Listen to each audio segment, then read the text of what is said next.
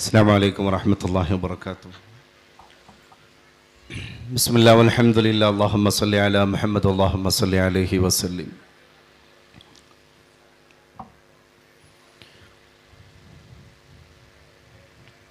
ആരോമലാമഴകു ശുദ്ധിമൃദുത്വമാഭ സാരള്യമെന്ന സുകുമാര ഗുണത്തിനെല്ലാം പാരിങ്കലേതുപമ ആ മൃദുമയിൽ നവ്യ താരുണ്യമേന്തിയൊരു നിന്നില കാണണം ഞാൻ. വൈരാഗ്യമേറിയൊരു വൈദിക നാട്ടയേറ്റ വൈരിക്കു മുൻപുടറിയോടിയ ഭീരുവാട്ടെ നേരെ വിടർന്നു വിലസീടിന് നിന്നെ നോക്കി യാരാകിലം തുമിഴിയുള്ളവർ നിന്നിരിപ്പാം. കരുതുവതിഹ ചെയ്യവയ്യ ചെയ്യാൻ വരുതു ലഭിച്ചതിൽ നിന്നിടാ വിചാരം. പരമഹിതയറിഞ്ഞുകൂടയായു സ്ഥിരതയുമില്ലതി നിന്യമീ നരത്വം. സ്നേഹസമ്പന്നമായ പുനർനിർമ്മാണം പൂർത്തീകരിക്കപ്പെട്ട പരിത്തിപ്ര ഖുവത്തുൽ ഇസ്ലാം ജുമാ മസ്ജിദിൻ്റെ ഔപചാരികമായ പ്രൗഢഗംഭീരമായ ഉദ്ഘാടന പരിപാടിയുടെ ഭാഗമായി സംഘടിപ്പിക്കപ്പെട്ട ഇന്നിൻ്റെ സായാഹ്നത്തിലെ അത്യാകർഷകമായ അതുല്യമായ മാതൃകാസമ്പന്നമായ ഈ സാംസ്കാരിക സമ്മേളന വേദിയിൽ സാന്നിധ്യങ്ങളായ അഭിമന്യ സ്വാമിജി, പ്രിയപ്പെട്ട ആത്മദാസ് എമി അവർകളെ, അതുപോലെ തന്നെ ഫാദർ ഷിനു എബ്രഹാം, വേദിയുടെ പ്രിയപ്പെട്ട അധ്യക്ഷൻ, വിശിഷ്ട വ്യക്തിത്വങ്ങളെ, മത സാംസ്കാരിക വിദ്യാഭ്യാസ നവോത്ഥാന മണ്ഡലങ്ങളിലെ ബഹുമുഖ വ്യക്തിത്വങ്ങളെ, എന്നെ കേട്ടുകൊണ്ടിരിക്കുന്ന പ്രിയപ്പെട്ട സഹോദരി സഹോദരങ്ങളെ, ഈ ഒരു മുഹൂർത്തത്തിൻ്റെ സൗന്ദര്യം അത് പറഞ്ഞറിയിക്കാൻ സാധ്യമല്ലാത്ത ഒന്നാണ്.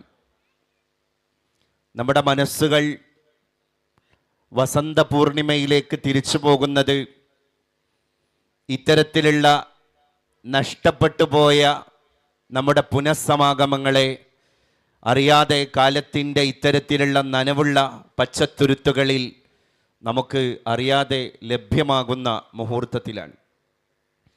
സ്നേഹോഷ്മളമായ ഇന്നത്തെ ഈ സദസ്സിൽ സുദീർഘമായ ഒരു സംഭാഷണം ഭൂഷണമല്ല എന്ന് ഞാൻ ഉത്കടമായിട്ട് വിശ്വസിക്കുന്നുണ്ട്. നമ്മുടെ പരിപാടി കുറച്ച് വൈകിയാണ് നമുക്ക് ആരംഭിക്കാൻ സാധ്യമായത്. ഒരുപാട് വിശിഷ്ട വ്യക്തിത്വങ്ങളുടെ ഒരു ശ്രേണി തന്നെ ഈ പരിശുദ്ധമായ ചടങ്ങിനെ സമ്പന്നമാക്കിക്കൊണ്ടിരിക്കുകയാണ്. കേരളക്കര ഇന്ത്യ രാജ്യത്തിൻ്റെ ഒരു തിലകച്ചാർത്തായി മാറിക്കൊണ്ടിരിക്കുന്നു. അത്തരം പരിപാടികളുടെ പ്രതീകമാണ് ഇന്ത്യ രാജ്യത്തിൻ്റെ സമ്പന്നമായ പാരമ്പര്യത്തിൻ്റെ ഒരു പ്രൗഢമായ മാതൃകയാണ് കേരളം. ഭാരത സംസ്കാരത്തിൻ്റെ മുന്നിലേക്ക് ഒരു പൂക്കുട പോലെ, ഒരു കൈക്കുടന്നയിലെ സ്നേഹാഞ്ജലി പോലെ സമർപ്പണം നടത്തിക്കൊണ്ടിരിക്കുന്നത്. അതിൻ്റെ ലക്ഷണമൊത്ത ഉദാഹരണം ഈ സന്ധ്യാനേരത്തെ ഇന്നത്തെ ഈ ചൊങ്കും ചൂടും ചൂരുമുള്ള ഈ സായാഹ്നത്തിലെ ഊഷ്മളമായ ഈ വേദിയും ഈ സദസ്സും തന്നെയാണ്.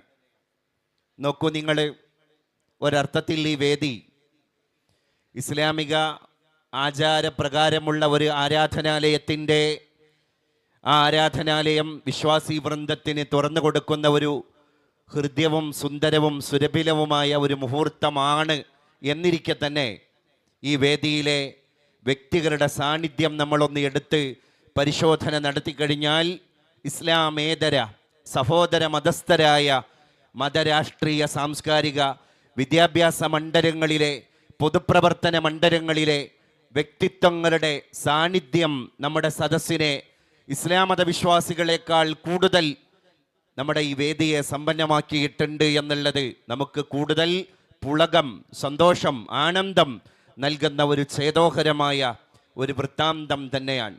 നമ്മളങ്ങനെയാണ്. നമ്മൾ ശീലിച്ചതും അങ്ങനെയാണ്. കൊണ്ടും കൊടുത്തുമൊക്കെയാണ് നമ്മൾ ഈ ലോകത്ത് ജീവിച്ചു പോയത്. എറണാകുളത്തെ മഹാരാജാസ് കോളേജിൽ മലയാളത്തിൻ്റെ സിനിമാ നടനായ മമ്മൂട്ടിയും മലയാളത്തിൻ്റെ സാഹിത്യ സാമ്രാട്ടായ കുലീനമായ കവിത്വത്തിലൂടെ മലയാളികളെ തൂലിക കൊണ്ട് ത്രസിപ്പിച്ച ബാലചന്ദ്രൻ ചുള്ളിക്കാടും ഒന്നിച്ച് സഹപാഠികളും സമകാലികരുമായിട്ടാണ് പഠനം നടത്തിയത്.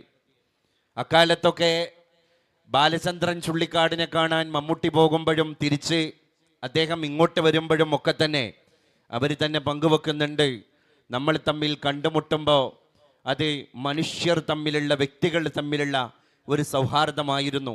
പക്ഷേ ഇന്ന് നമ്മൾ തമ്മിൽ അഭിമുഖീകരിക്കുമ്പോഴും പരസ്പരം സന്ധിക്കുമ്പോഴും അത് മതങ്ങൾ തമ്മിലുള്ള സൗഹാർദ്ദമായി മാറിക്കൊണ്ടിരിക്കുന്നു എന്ന് പറഞ്ഞാൽ സ്വാമിജിയും അതുപോലെ തന്നെ അച്ഛനും ഇസ്ലാം മത പുരോഹിതന്മാരും ഒക്കെ ഒരു കാലത്ത്, അല്ലെങ്കിൽ ഈ വ്യത്യസ്ത കാഴ്ചപ്പാടുകളും വ്യത്യസ്ത വിശ്വാസധാരകളും വെച്ചു പുലർത്തുന്ന വിശ്വാസി വൃന്ദങ്ങൾ ഏതെങ്കിലും സായാഹ്നങ്ങളിൽ തെരുവുകളിലും അതുപോലെ തന്നെ കവലകളിലും വീടാന്തരങ്ങളിലും ഒക്കെ സന്ധിക്കുക എന്നുള്ളത്, മേളിക്കുക എന്നുള്ളത് അക്കാലത്ത് ഒരു പുത്തരിയായ അല്ലെങ്കിൽ എന്തെങ്കിലും പുതുമ നൽകുന്ന ഒരു പ്രതിഭാസമായിരുന്നില്ല.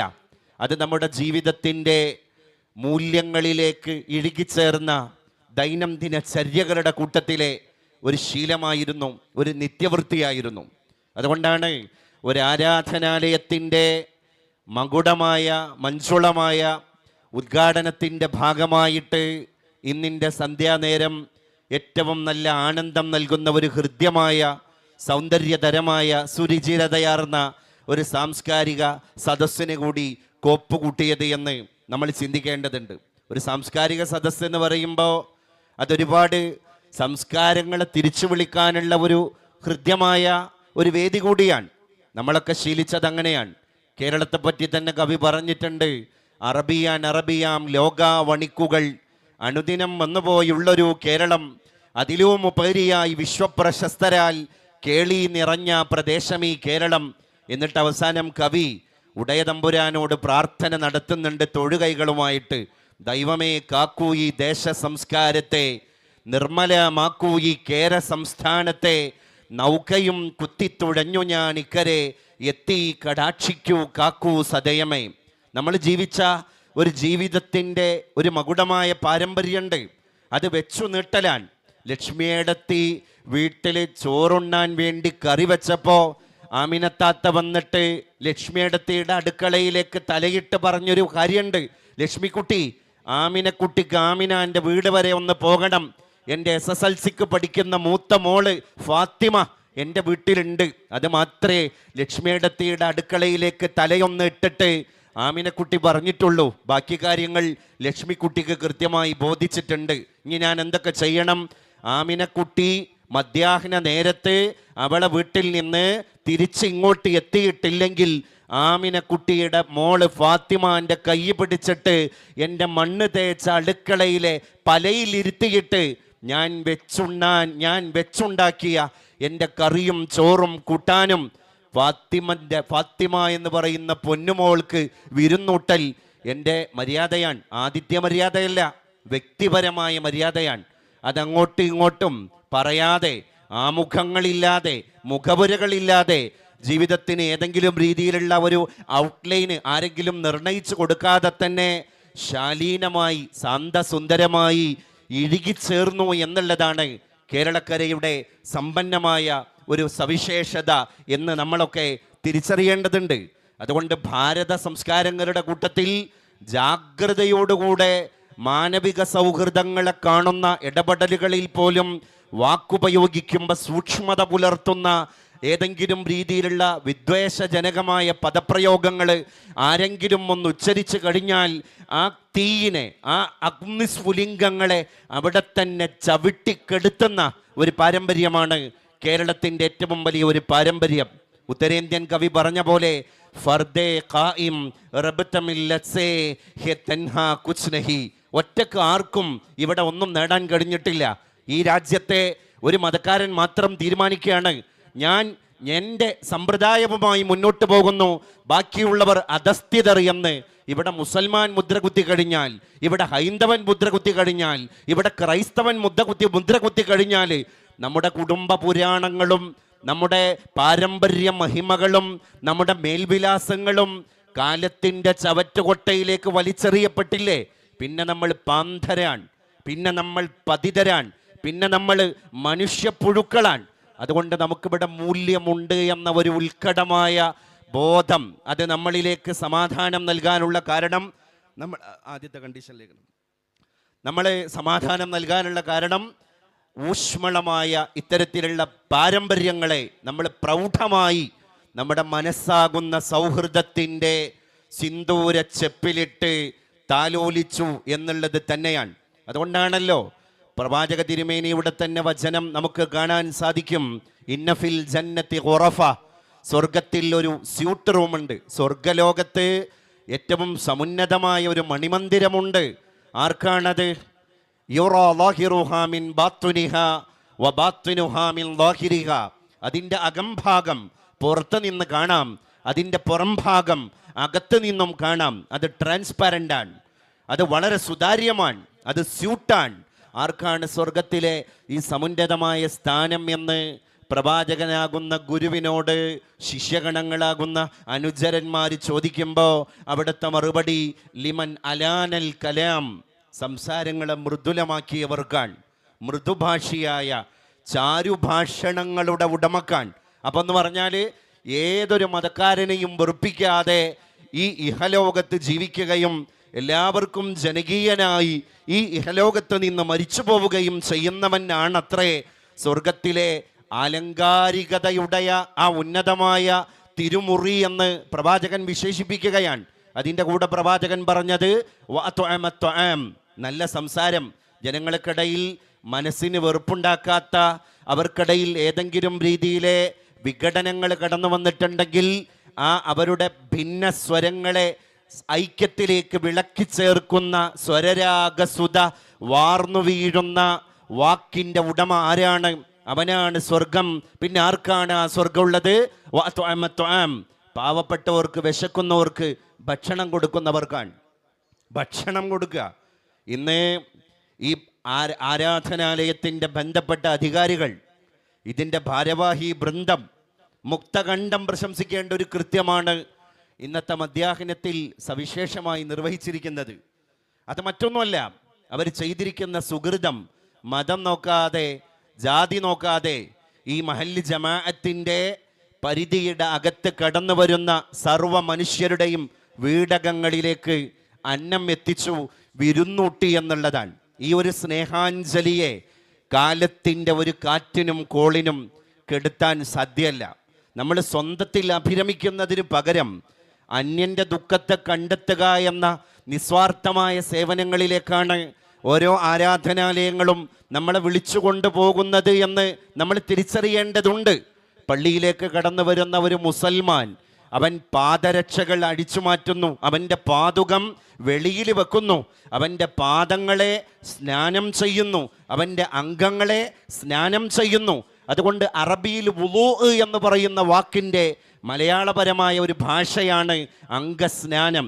ശരീരത്തിലെ പ്രധാനപ്പെട്ട അംഗങ്ങളെയൊക്കെ സ്നാനം ചെയ്തിട്ടാണ് ആരാധനാലയത്തിൻ്റെ അകത്തേക്ക് ആരാധനയ്ക്ക് വേണ്ടി അവൻ കയറി ചെല്ലുന്നത്. എന്നിട്ട് നമ്മുടെ കാലുകൊണ്ട് നമ്മൾ ചെവിട്ടി മെതിച്ച് നടക്കുന്ന തറയിൽ അവൻ്റെ ഏറ്റവും പരിശുദ്ധമായ അവയവമാകുന്ന അവൻ്റെ മുഖകമലം, അവൻ്റെ താമരയാകുന്ന മുഖം, അവൻ്റെ മുഖകമലം കൊണ്ടുപോയി പ്രതിഷ്ഠിച്ചിട്ട് അവൻ ഉച്ചരിക്കുന്ന ഒരു വാക്കുണ്ട്, സുബ്ഹാന റബ്ബിയൽ അഅ്ല, ഉടയ തമ്പുരാനെ നീയാണ് വലിയവൻ.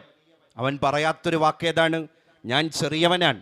കാരണം എൻ്റെ ഏറ്റവും സമൃദ്ധവും ഏറ്റവും ഉത്കൃഷ്ടവുമായ എൻ്റെ അവയവത്തെ, എൻ്റെ മുഖത്തെ ഞാൻ തറയിൽ കൊണ്ടുപോയി പ്രതിഷ്ഠിച്ചിരിക്കുകയാണ്. ആ സുജൂദിൻ്റെ പൊസിഷൻ നോക്കൂ. ഒരു മനുഷ്യൻ്റെ നികൃഷ്ട അവയവം മുകളിലും അവൻ്റെ ഉത്കൃഷ്ട അവയവം തറയിലുമാണ്. ആ ഒരു സുജൂദിൽ കിടക്കുന്ന നേരത്ത് അവൻ പറയുന്ന വാക്ക്, ഞാൻ ചെറിയവനാണ്, നീ വലിയവനാണ്. അപ്പം നമ്മുടെ ഉള്ളിലുള്ള സകലമാന കാലുഷ്യങ്ങളും അഹന്തകളും ഉച്ചനീചത്വങ്ങളും അധാർമിക ചിന്തകളും സ്വാർത്ഥ മനോഭാവങ്ങളും കടപുഴകി ഒലിച്ചു പോവുകയാണ്. അവൻ സംശുദ്ധനായിട്ട് തിരിച്ചു പോരാൻ. പിന്നെ ഒരാൾ അവൻ കണ്ടു കഴിഞ്ഞാൽ അവനെ ഉൾക്കൊള്ളാൻ ആ ആരാധനാലയം അവനെ പ്രാപ്തമാക്കുകയാണ് എന്നർത്ഥം. ഇന്ന് സോഷ്യൽ മീഡിയ കാലമാണ്.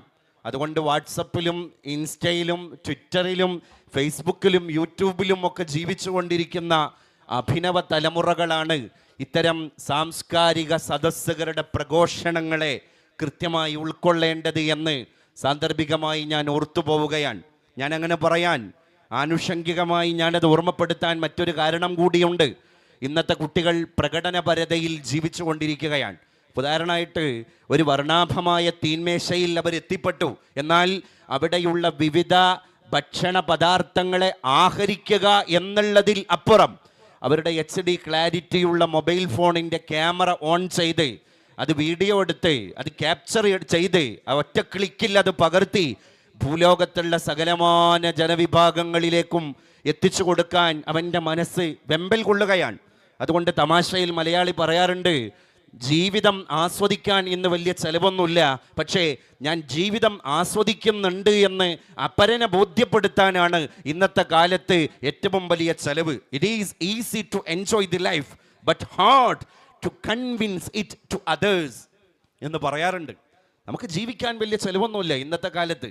അവിടെയാണ് ആരാധനാലയങ്ങൾ തന്നിലേക്ക് ഒതുങ്ങിക്കൂടാനല്ല, താൻ എന്ന് പറയുന്ന ഫ്രെയിംവർക്കിനെ പൊട്ടിച്ചെറിഞ്ഞ് മറ്റുള്ളവരിലേക്ക് ഇഴുകിച്ചേരാനാണ് നമ്മളെയൊക്കെ പഠിപ്പിച്ചുകൊണ്ടിരിക്കുന്നത്. നമ്മളെ ജീവിതത്തിൻ്റെ മോഹങ്ങളൊക്കെ തന്നെ ഭംഗിക്കപ്പെടുന്നൊരു ലോകത്തല്ലേ, ഈ നശ്വരമായ ലോകത്തല്ലേ നമ്മളൊക്കെ ജീവിച്ചുകൊണ്ടിരിക്കുന്നത്. രണ്ടക്ഷരം ഒരാൾക്ക് പറഞ്ഞു കൊടുക്കാൻ സാധ്യമാകുന്ന ഗുരുശ്രേഷ്ഠൻ്റെ അത്ര ചിരഞ്ജീവിയായ ഒരു ജനുസ് ഇവിടെയില്ല. രാജൻ മാഷ് ഇവിടെ ഇരിക്കുന്നുണ്ട്. ഇസ്ലാം മതത്തിൽപ്പെട്ടവരടക്കമുള്ള ഒരുപാട് തലമുറകളെ അക്ഷരങ്ങളിലൂടെ മാറ്റിയെടുത്ത ഗുരുശ്രേഷ്ഠന്മാരുടെ സാന്നിധ്യം തെല്ലൊന്നുമല്ല നമുക്ക് ആനന്ദം പകർന്നുകൊണ്ടിരിക്കുന്നത്. പ്രത്യേകിച്ച് പാലക്കാട് ജില്ലയുടെ ഈ പരിത്രിപ്ര എന്നൊക്കെ പറയുന്ന പ്രദേശം വെള്ളുവനാടിൻ്റെ പാരമ്പര്യങ്ങളെ ഉൾക്കൊണ്ട ഷൊർണൂരിൻ്റെ ഒരു പ്രാന്തപ്രദേശമാണ്. അക്കാലങ്ങളിൽ ഒരു ഗ്രാമീണതയിലൂടെ വളർന്നു വന്ന പാരമ്പര്യങ്ങളെ ഉൾക്കൊണ്ട ഒരു ചേതോഹരമായ വൃത്താന്തമുള്ള ഒരു നാട് കൂടിയാണ്. OV വിജയൻ്റെ ഖസാക്കിൻ്റെ ഇതിഹാസം പിറന്നത് ഈ മണ്ണിലാണ്. മുകുന്ദൻ്റെ കൂടെ, കടമ്മനിട്ടയുടെ കൂടെ ഡൽഹിയിലെ ഒരു ഇംഗ്ലീഷ് പത്രത്തിൻ്റെ ആർട്ടിസ്റ്റായിട്ട് OV വിജയൻ പ്രവർത്തിച്ചു കൊണ്ടിരിക്കുമ്പോൾ അദ്ദേഹത്തിൻ്റെ പെങ്ങൾ ശാന്തയുടെ നാടാണ് ഈ പാലക്കാട്. അതുകൊണ്ട് കേരളത്തിൻ്റെ നെല്ലറ എന്ന് വിളിപ്പേര് സിദ്ധിച്ച പാലക്കാട്ടേക്ക് OV വിജയൻ ചിഹ്നം വിളിച്ചോടുന്ന ഡൽഹിയിലെ നിസാമുദ്ദീനിൽ നിന്ന് ചീറിപ്പാഞ്ഞു വരുന്ന ചൂളം വിളിച്ചോടുന്ന തീവണ്ടിയിൽ കയറുകയാണ്. OV വിജയനോട് കടമ്മനിട്ട ചോദിക്കുന്നുണ്ട് ഇന്ദ്രപ്രസ്ഥത്തിൽ വെച്ചിട്ട്, വിജയേട്ട അങ്ങ് എവിടേക്കാൾ? അദ്ദേഹം പറഞ്ഞു, ഞാൻ എൻ്റെ പെങ്ങൾ ശാന്തയുടെ നാട്ടിലേക്കാണ്. ശാന്തയുടെ നാടുണ്ട് പാലക്കാട്ടെ. ഒരുപാട് കരിമ്പനകൾ തല ഉയർത്തി നിൽക്കുന്ന പാലക്കാട്ടിൻ്റെ ശാലീന സുന്ദരമായ സാന്ദ്രമായ സൗഹൃദം വിഴിഞ്ഞൊഴുകുന്ന ആ വയലേലകരുടെ പാടവരമ്പത്തിലൂടെ നടന്നുപോയാൽ തസ്രാക്ക് എന്ന് പറയുന്ന ഒരു കുഗ്രാമം നിങ്ങൾക്ക് കണ്ടെത്താൻ സാധിക്കും. OV വിജയൻ്റെ ഖസാക്കിൻ്റെ ഇതിഹാസം വായിച്ചാൽ അവിടെ നമുക്ക് രവി എന്ന് പറയുന്ന ഏകാധ്യാപക വിദ്യാലയത്തിലെ അധ്യാപകനെ ഒരിക്കലും മാറ്റി നിർത്താൻ സാധിക്കൂല. രവിമാഷ് ഒരു ഭാഗത്ത് പ്രതിഷ്ഠിക്കപ്പെടുമ്പോൾ തന്നെ OV വിജയൻ മനഃപൂർവ്വം പ്രതിഷ്ഠിച്ച മറ്റൊരു പ്രതിരൂപമുണ്ട്. അതേതാണ്? മദ്രസയിലെ കുട്ടികൾക്ക് ഇസ്ലാമിൻ്റെ ആദ്യാക്ഷരങ്ങൾ പകർന്നു കൊടുക്കുന്ന അള്ളാപ്പിച്ച മൊല്ലാക്കയാണ്.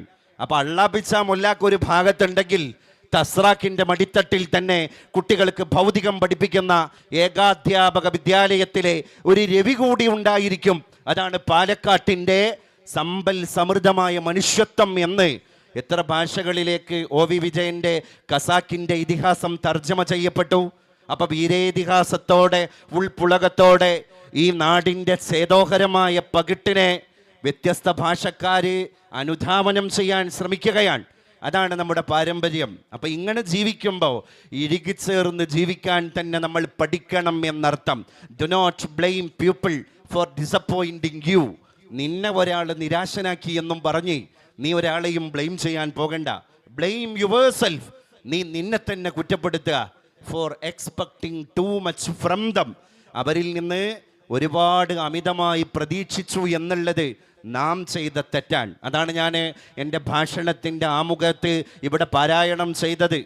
കുമാരനാശാൻ്റെ വീണപ്പൂവിൽ നിന്നും ചില വരികൾ ഞാനിവിടെ ഓർമ്മപ്പെടുത്തി. അതിൻ്റെ അവസാനം കുമാരനാശാൻ്റെ ലീലയിലെ വരികളും ഇവിടെ ഓർമ്മപ്പെടുത്തി. ലീലയിൽ ആശാൻ പറയുന്നുണ്ട്, കരുതുവധിക ചെയ്യവയ്യ. നമ്മൾ കരുതുന്നതൊന്നും ഈ ലോകത്ത് നമുക്ക് ചെയ്തു കൂട്ടാൻ സാധിക്കില്ല. ചെയ്യാൻ വരുതു ലഭിച്ചതിൽ നിന്നിടാ വിചാരം. ഇനി ചെയ്യാൻ വേണ്ടി എല്ലാ സാഹചര്യങ്ങളും നമുക്ക് അനുകൂലമായാലോ അത് ചെയ്യാനുള്ള മനസ്സാന്നിധ്യം ആ നേരത്ത് നമുക്കുണ്ടാകില്ല. പരമഹിതയറിഞ്ഞുകൂടയായു സ്ഥിരതയുമില്ല അതിനിന്യമീ നരത്വം. അതുകൊണ്ട് എന്തെങ്കിലും ചെയ്യാൻ ഒരുമ്പെട്ട് കഴിഞ്ഞാൽ ഇവിടെ ആയുസ്ഥിരതയുമില്ല. നമ്മുടെ ആയുസ് ആരുടെ കയ്യിലാണ്? നമ്മുടെ ആത്മാവിൻ്റെ ഉൾവിളി എപ്പോഴാണ് അവസാനിക്കുക എന്ന് ഒരിക്കലും എഴുതപ്പെട്ട ഒരു കടലാസ്, ഒരു പേപ്പർ നമ്മുടെ ആരുടെയും കയ്യിൽ കിട്ടിയിട്ടില്ല. പിന്നെ എങ്ങനെയാണ് നമുക്ക് അമിതമായി ഊറിച്ചിരിക്കാൻ കഴിയുക? പിന്നെ എങ്ങനെയാണ് നമുക്കൊരാളെ പറ്റിക്കാൻ കഴിയുക? ഒരുത്തൻ്റെ അന്ത്യം ഒരു വാഹനമിടിച്ചിട്ടാവണം എന്നാണ് വിധിയുടെ പറ്റുപുസ്തകത്തിൽ ഉടയ തമ്പുരാൻ എഴുതി വച്ചത് എങ്കിൽ ആ കഥയൊന്നും അറിയാതെ അവൻ ആട്ടം ആടിക്കൊണ്ടിരിക്കുകയാണ്, ആട്ടം കണ്ടുകൊണ്ടിരിക്കുകയാണ്.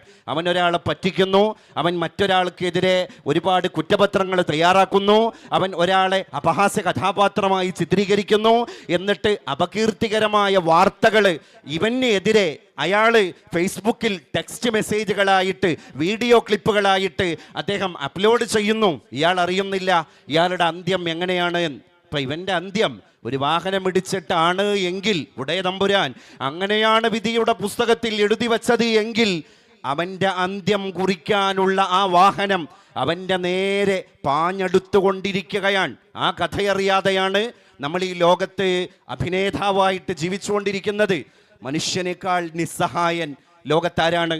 അതാണ് കുമാരനാശാൻ്റെ ലീലയിൽ അദ്ദേഹം നമ്മളെ ബോധ്യപ്പെടുത്തുന്നത്. ഇത് ആശാൻ എഴുതാൻ ഒരു പ്രധാനപ്പെട്ട കാരണമുണ്ട്. ലീല എന്ന് പറയുന്ന ഒരു ഗ്രാമീണത മുറ്റി നിൽക്കുന്ന പാരമ്പര്യമുള്ള ഒരു നാട്ടിലെ പെൺകുട്ടി, അവൾക്ക് മദനനോട് അമിതമായ ഉത്കടമായ സ്നേഹം ഉണ്ടാവുകയാണ്. മദനനിൽ ലീല അറിയാതെ അനുരക്തയായി പോവാൻ. അവസാനം ലീല പാരമ്പര്യത്തിൽ വിശ്വസിക്കുന്ന അവളുടെ അച്ഛനമ്മമാരോട് പോയി പറയുന്നുണ്ട്, എനിക്ക് മദനൻ്റെ കൂടെ ജീവിക്കണം എന്ന്. പക്ഷേ ലീലയുടെ അച്ഛനമ്മമാർ അതിന് അനുവദിക്കുന്നില്ല. ഞങ്ങൾ നിനക്ക് യോഗ്യനായ അനുയോജ്യനായ ഒരു മുറച്ചെറുക്കനെ, ഒരു പ്രതിശ്രുത വരനെ ഞങ്ങൾ കണ്ടെത്തി തരും, നീ അവൻ്റെ കൂടെ ജീവിക്കുക. അങ്ങനെ മദനനെ ഇട്ടേച്ചിട്ട് ലീലയ്ക്ക് അച്ഛനമ്മമാർ തേടിപ്പിടിച്ച പ്രതിശ്രുത വരൻ്റെ കൂടെ ജീവിക്കേണ്ടി വന്നു. മനസ്സില്ലാ മനസ്സോടെ ആ ഭർത്താവിൻ്റെ കൂടെ ലീല ജീവിച്ച് മുന്നോട്ട് പോകുന്നതിൻ്റെ ഇടയിൽ എന്തോ ഒരു അസ്വാഭാവികമായ രോഗം വന്ന് അദ്ദേഹം മരിച്ചു പോവാൻ.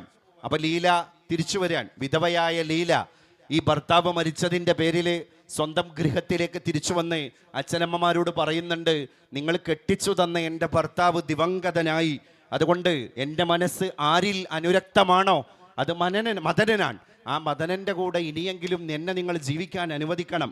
മനസ്സില്ലാ മനസ്സോടെ അച്ഛനമ്മമാർ സമ്മതം മൂളിയപ്പോൾ ലീല തോഴിമാരോടൊന്നിച്ച് തൻ്റെ പൂർവ്വകാമുകനായ മദനനെയും തേടിയിട്ട് അലയുകയാണ്. അപ്പം നാട്ടിൽ നിന്ന് വിവരം കിട്ടി, മദനൻ കാട്ടിലേക്ക് പോയിട്ടുണ്ട്, ലീലയെ നഷ്ടപ്പെട്ട ദുഃഖഭാരം പേറി. അവസാനം ലീല തോഴിമാരോടൊന്നിച്ച് കാട്ടിലെത്തി മദനനെ തേടി അലയുമ്പോൾ, രണ്ടാമത്തെ ദിവസം മദനനെ കണ്ടെത്തുമ്പോൾ മദനൻ കൃശഗാത്രനായിട്ടുണ്ട്, അസ്ഥിപഞ്ചരമായിട്ടുണ്ട്, എല്ലും തോലുമായിട്ടുണ്ട്. മദനന് മാനസിക നിലയൊക്കെ തെറ്റിയിട്ടുണ്ട്. ലീല വന്ന് മദനനെ പരിരംഭണം ചെയ്യാൻ, ആശ്ലേഷിക്കാൻ. പക്ഷെ മദനന് അതൊന്നും ഉൾക്കൊള്ളാൻ കഴിയുന്നില്ല. മദനൻ്റെ മനസ്സൊക്കെ മാറിയിട്ടുണ്ട്. ലീലയെ കണ്ടപാടെ മദനൻ കാട്ടിൻ്റെ മുകളിലുള്ള ഒരു പാറയുടെ മുകളിൽ പോയിട്ട് അവിടെ നിന്ന് നദിയിലേക്ക് ചാടി ആത്മഹത്യ ചെയ്യാൻ. അവിടെയാണ് ഈ ലോകത്ത് ലീലയുടെയും മദനൻ്റെയും കഥ പറഞ്ഞിട്ട് കുമാരനാശാൻ മലയാളിയെ പഠിപ്പിച്ച ഒരു ആർദ്രമായ പാഠം, ചെയ്യാൻ വരുതു ലഭിച്ചതിൽ നിന്നിടാ വിചാരം, പരമഹിതയറിഞ്ഞുകൂടാ ആയുസ്ഥിരതയുമില്ല അതിനിന്യമീ നരത്വം. അപ്പോൾ നിന്യമാകുന്ന ഈ നരത്വം, ശ്രീ ഗുരുദേവനും ശ്രീനാരായണ ഗുരു അങ്ങനെയാ പറഞ്ഞത്, തൊലിയെലുമ്പ് മലം അന്തക്കലകളേന്തു മഹന്ത കാൺക പൊലിയുമിത്. നമ്മുടെ തൊലി, എലുമ്പ്, മലം, അന്തക്കലകളേന്തു മഹന്ത പൊലിയുമിത്, കാണുക പൊലിയുമിത്. ഇതൊക്കെ ഈ ലോകത്ത് പൊലിഞ്ഞു പോകും. പിന്നെ ഈ മനുഷ്യൻ ഈ മരിച്ചതിന് ശേഷവും ജനങ്ങൾക്കിടയിൽ ജീവിക്കുന്നത് അവൻ്റെ സൗമ്യമായ പെരുമാറ്റങ്ങളിലൂടെയാണ്. ശ്രീ രമണ മഹർഷിയോട് ധ്യാനബദ്ധനായിട്ട് അദ്ദേഹം അങ്ങനെ ഇരിക്കുമ്പോൾ, സന്യാമഠത്തിൽ ഇരിക്കുമ്പോൾ, രമണ മഹർഷിയുടെ മുമ്പിൽ വന്നിട്ട് ശിഷ്യൻ ചോദിക്കുന്നുണ്ട്, പ്രിയപ്പെട്ട മഹർഷി, how do you do with others? നിങ്ങൾ അന്യനോട് എങ്ങനെയാണ് പെരുമാറാറുള്ളത്? അന്യനെ കണ്ടാൽ നിങ്ങൾ എങ്ങനെയാ പെരുമാറാറുള്ളത് എന്ന് രമണ മഹർഷിയോട് ശിഷ്യൻ ചോദിക്കുമ്പോൾ രമണ മഹർഷി കൈകൂപ്പിയിട്ട് ശിഷ്യന് കൊടുത്തൊരു മറുപടിയുണ്ട്. അത് ചരിത്രത്തിൽ 1000 വട്ടം തങ്കലിപികളാൽ ഉല്ലേഖനം ചെയ്യേണ്ട വാക്കാണ്. എന്താ രമണ മഹർഷി പറഞ്ഞത്? There is no others. നിങ്ങൾ എങ്ങനെയാ അന്യരോട് പെരുമാറുന്നത് എന്ന് ചോദിച്ചപ്പോൾ ശിഷ്യന് കിട്ടിയ മറുപടി ദർ ഈസ് നോ അതേഴ്സ്. അതിനിവിടെ അന്യനില്ലല്ലോ. എന്തായിരിക്കണം ആ മനസ്സ്? ഇവിടെ അന്യതാബോധമില്ല, അന്യനില്ല. അപരൻ എന്നൊരു വാക്കിന് ഇവിടെ പ്രസക്തിയില്ല. അത് ഈ ഭൂലോകത്ത് അപ്രസക്തമാണ്. അത് തന്നെയാണ് ഉറൂബൊക്കെ പറഞ്ഞ മാതിരി നമ്മളെ വീട്ടിൻ്റെ ഉമ്മറക്കോലായിൽ നമ്മൾ ഒരു കസേരയിട്ട് കഴിഞ്ഞാൽ ഒരാളെ നമുക്ക് ആ കസേരയുടെ മുകളിൽ ഇരുത്താൻ കഴിയുള്ളൂ. അതിന് പകരം മനസ്സാകുന്ന ഇന്ദ്രപ്രസ്ഥത്തിൽ, മാണിക്യ കൊട്ടാരത്തിൽ നിങ്ങൾ സ്നേഹത്തിൻ്റെ ഒരു കസേരയിട്ട് കഴിഞ്ഞാൽ ഈ കാണുന്ന സകല ജനങ്ങളെയും ആ മനസ്സിൻ്റെ സിന്ദൂര ചെപ്പിലെ ആ കസേരയിൽ നിങ്ങൾക്ക് ആസനസ്ഥരാക്കാൻ സാധ്യമാകും. അതാണ് മനുഷ്യത്വത്തിൻ്റെ വിശാലത. അതാണ് മനുഷ്യത്വത്തിൻ്റെ വിശാലത. മൗജ് ഹേ ദരിയാമേ, കടലിൽ തിരയുണ്ട്. ഔർ ബേറൂണേ ദരിയാ കുച്ച് നഹി, ആ തിരമാലകളോട് കടലിൽ നിന്ന് കുറച്ച് വെള്ളം വേർപ്പെട്ടാൽ ആ വേർപ്പെട്ട ജലകണികക്ക് പിന്നെ സാന്ദ്രമായ അതിൻ്റെ കാന്തിക തരംഗം നഷ്ടമാവുകയാണ്. എന്തേ? ലോകം ഓരോരുത്തർക്കും ഓരോ രീതിയിലാണ്. ഓരോരുത്തർക്കും ലോകം ഓരോ രീതിയിലാണ്. അത് നമ്മൾ തിരിച്ചറിയണം. പ്രപഞ്ചമേ നീ പല ദുഃഖജാലം നിറഞ്ഞതാണെങ്കിലും ഇത്രമാത്രം ചേതോഹര കാഴ്ചകൾ നിങ്കലുള്ള കാലത്തു നിൻ പേരിൽ അവൻ വെറുക്കും. ലോകമേ നീ ദുഃഖസാന്ദ്രമാണ്. അവിടെ പിടിച്ചു നിൽക്കാൻ കഴിയൽ ആർക്കാണ്? ഉൾക്കൊള്ളാനുള്ള പാകപ്പെട്ട മനസ്സുള്ള ആളുകൾക്ക് മാത്രമാണ് ലോകത്ത് നിൽക്കാൻ കഴിയുക. ഇതൊക്കെ അവസാനിക്കൂലേ? കാലം അതിൻ്റെ കനത്ത കരം കൊണ്ട് ലീലയാൽ ഒന്ന് പിടിച്ചു കുലുക്കിയാൽ പാടേ പതേറി കൊഴിഞ്ഞുപോം ബ്രഹ്മാണ്ട പാദപൂക്കളാം താരകൾ കൂടിയും ആകാശഗംഗയിലെ വെള്ളി നക്ഷത്രങ്ങളൊക്കെ നിലംപരിശായി ഭൂമി മുഴുവൻ തകർന്നു പോകുന്ന ഒരു ദിവസം തന്നെ വരാനുണ്ട്. ലോകത്തിനൊരു അന്ത്യമുണ്ട്. നമ്മുടെ വർണ്ണങ്ങൾക്ക് അവസാനമുണ്ട്. അതുകൊണ്ട് ഇത്തിരി പോന്ന ഈ ഇടത്താവളത്തിൽ നശ്വരമായ ജീവിതം നയിക്കുന്ന നമ്മൾക്ക് കഴിഞ്ഞ വർഷത്തേക്കാൾ ഒരു വയസ്സ് കൂടിയിരിക്കുകയാണ്. പഴയൊരു മാപ്പിളപ്പാട്ടുണ്ടല്ലോ, പടപ്പ് പടപ്പോട് പിരിശത്തിൽ നിന്നോളി, പടച്ചോന്റെ കാരുണ്യം കിട്ടുന്നത് കണ്ടോളി. പടപ്പിനോട് പിരിശത്തിൽ നിന്നാൽ മാത്രമാണ് ഉദാരവാനാകുന്ന ഉടമസ്ഥൻ്റെ വാർന്നു വീഴുന്ന കരുണാപ്രവാഹത്തിൽ നമ്മൾ തരളിതരാവുകയുള്ളൂ. ഇല്ലെങ്കിൽ നമുക്ക് തന്നെ വരും, ഒരുപാട് പ്രശ്നങ്ങൾ വരും. അപ്പോൾ വിദ്വേഷങ്ങളെ കെടുത്തിക്കളയാനുള്ള ഏറ്റവും വലിയ പടയായുധമുണ്ടെങ്കിൽ അത് ഇത്തര പന്തലിൻ്റെ ചോട്ടിൽ സൗഹൃദ മനോഭാവത്തോടുകൂടെ ഒരച്ഛനമ്മയ്ക്കു പിറന്ന മക്കൾ ഓർത്താൽ ഒരൊറ്റ തറവാട്ടുകാർ നാം, നാഥൻ്റെ മുറ്റത്തു വിളഞ്ഞിടുന്ന നന്മുന്തിരിക്കൊത്ത മനുഷ്യവർഗം, ഒരൊറ്റ ജന്മം ഒരേ സമൂഹം, ഒരച്ഛനമ്മത്തൻ ബാല്യവ്യൂഹം, അതോർക്കുകിൽ പിന്നെ ആധിപത്യം നിതാന്ത സ്നേഹത്തിനാണു സത്യം. ആധിപത്യങ്ങൾ മുഴുവൻ സ്നേഹത്തിന് മാത്രമാണ്. ആ സ്നേഹത്തിൻ്റെ കൈത്തിരി കാലത്തിൻ്റെ കാറ്റും കോളും വരുമ്പോൾ കെടാതെ കാത്തു സൂക്ഷിക്കാൻ ഒരു അകതാരിൽ നിന്ന് കടമെടുത്ത ഒരു കൈക്കുമ്പിൾ നമുക്ക് അനിവാര്യമാണ്. നമ്മൾ വിളക്ക് കത്തിച്ചിട്ട് കൊണ്ടുപോകില്ലേ, കൊടുങ്കാറ്റിൽ ആ വിളക്കിൻ്റെ കൈത്തിരി ആടാതെ ഉലയാതെ അണഞ്ഞു പോകാതെ എത്ര സുഭദ്രമായിട്ടാണ് നമ്മൾ അതിനെ പോറലേൽക്കാതെ കരുതി കാത്തു സൂക്ഷിക്കാറുള്ളത്. അതുപോലെ നമ്മൾ കാത്തു സൂക്ഷിക്കേണ്ട പ്രതിഭാസമാണ് ലോക ചരിത്രത്തിലെ മാനവികത, നമ്മുടെ സ്നേഹബന്ധങ്ങൾ. സമയം ഒരുപാട് അതിക്രമിച്ചു പോയി. 2:25 വന്ദേ ഭാരത് ട്രെയിനിന് എനിക്ക് അനന്തപുരിയിലേക്ക് തിരിച്ചു പോകാനുള്ളതാണ്. അതുകൊണ്ട് ഐ ആം റിയലി സോറി. ഈ സ്നേഹസമ്പന്നമായ മനോഹാര്യത തുളുമ്പി നിൽക്കുന്ന ഹൃദ്യവും പുഷ്കലവുമായ ഈ സദസ്സാണ് സാക്ഷി. ഇത് കേരളത്തിൻ്റെ വർത്തമാന സ്പന്ദനങ്ങളുടെ ഏറ്റവും വലിയ ഒരു നിദർശനമാണ്, അടയാളമാണ് എന്ന കാര്യം നിസ്തർക്കം, അത് തർക്കമില്ലാത്ത കാര്യമാണ്. ഏതായാലും ഇതിന് കളമൊരുക്കിയ ഇതിൻ്റെ സംഘാടകരെ മുക്തകണ്ഠം പ്രശംസിക്കാൻ ഞാൻ ആഗ്രഹിക്കുകയാണ്. കാരണം ഒരു മസ്ജിദിൻ്റെ ഉദ്ഘാടനത്തിൻ്റെ ഭാഗമായി സകല മതസ്ഥരെയും ഒന്നിച്ച് വിളിച്ച് ഇരുത്തി അവരൊരു പന്തലിൻ്റെ ചോട്ടിലേക്ക് കൊണ്ടുവന്ന് ക്ഷണിതാക്കളായി വന്ന അതിഥികളിൽ വ്യത്യസ്ത മതാനുയായികളെ പ്രതിഷ്ഠിച്ച് അവരുടെ വാഗ്ധോരണികളിൽ നിന്ന് പുറത്തേക്ക് വാർന്നു വീഴുന്ന സുധകളെ, വചനാസുധകളെ ഉൾക്കൊള്ളാൻ ഒരു സമൂഹത്തെ പര്യാപ്തമാക്കാൻ മുന്നോട്ട് വന്ന ഇതിൻ്റെ അഭ്യുദയകാംക്ഷികളെ മുക്തകണ്ഠം പ്രശംസിച്ച് നിങ്ങൾക്ക് എല്ലാവർക്കും ഭാവുകങ്ങൾ നേർന്ന് എന്നെ ക്ഷണിച്ചതിനും എന്നെ ശ്രവിച്ചതിനും നിങ്ങളോടുള്ള അകളങ്കവും അകൈതവവുമായ കടപ്പാടുകൾ അറിയിച്ച് ഞാൻ ഉപസംഹരിക്കുന്നു. ജയ് ഹിന്ദ്, നന്ദി, നമസ്കാരം, അസ്സലാമു അലൈക്കും. ഖുവത്തുൽ ഇസ്ലാം മഹല്ല് കമ്മിറ്റിയുടെ സ്നേഹോപഹാരം ഉസ്താദ് മുനീർ ഹുദവി വിളയിലിന് മഹല്ല് പ്രസിഡന്റ് ഖാദർ ഹാജി സമ്മാനിക്കുന്നു. സാദരം ക്ഷണിക്കുന്നു.